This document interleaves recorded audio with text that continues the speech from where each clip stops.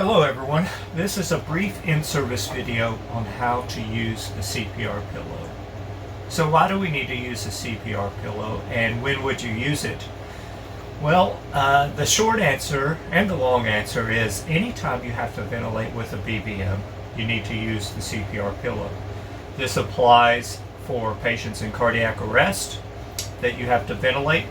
It also applies to patients that have a pulse but are not breathing effectively enough. All right, so they're in respiratory failure. They're not oxygenating or ventilating effectively enough on their own, and they're not a candidate for CPAP or BiPAP, and we have to ventilate them with a BVM. When doing this, we're going to use the CPR pillow to optimally position the patient. So what is optimal positioning? Well, you'll see on this CPR mannequin how he is positioned flat on the stretcher.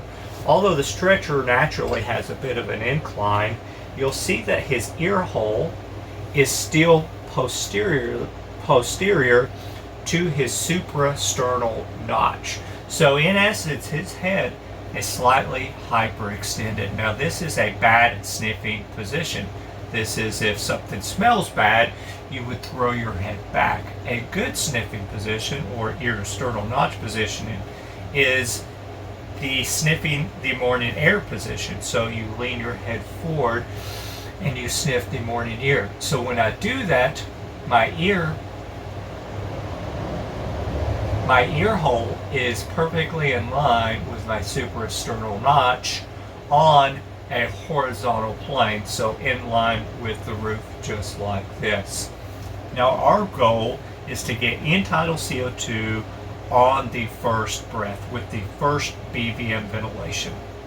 You are most likely to get end-tidal CO2 and have effective ventilations on the first attempt if you optimally position your patient first. So taking a few seconds to place the CPR pillow will keep you from having to reposition this patient later on when you realize that your ventilations are not effective.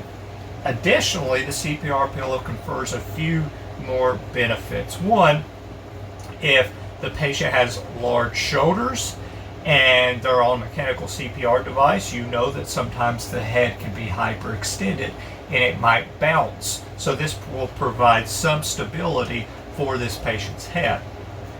Additionally, you'll see that it's got this small indentation here, and that'll keep the patient's head from moving side to side as you're transferring them on the stretcher, so that if you have an advanced airway in place, it's going to act as a type of a cervical collar and prevent that lateral head motion to help reduce the risk of advanced airway dislodgement or displacement.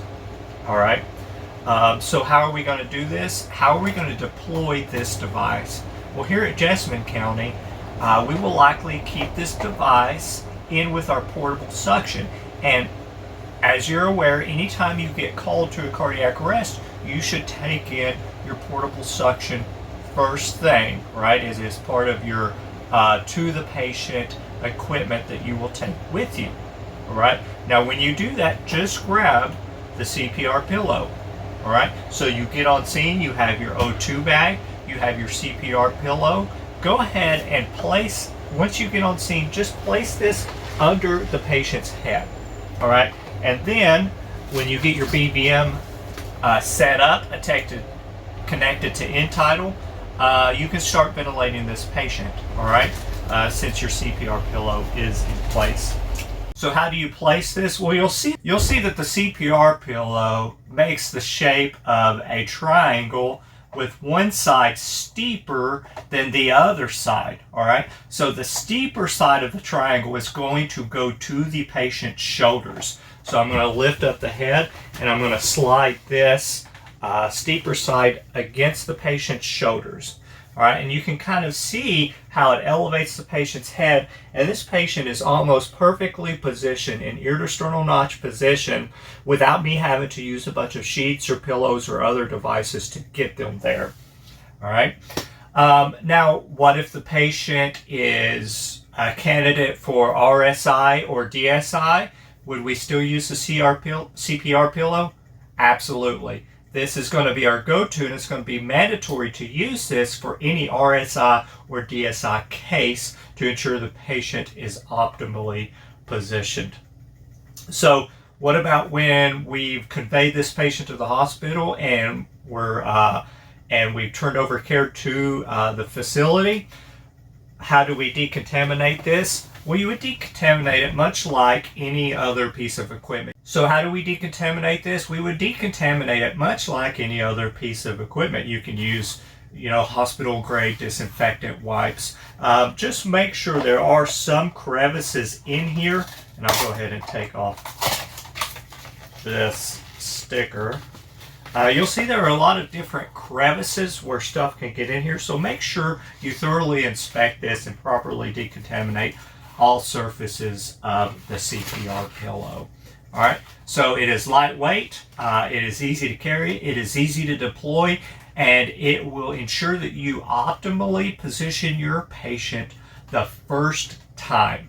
And I hope that this was helpful. Let me know if you have any questions or thoughts. Thanks.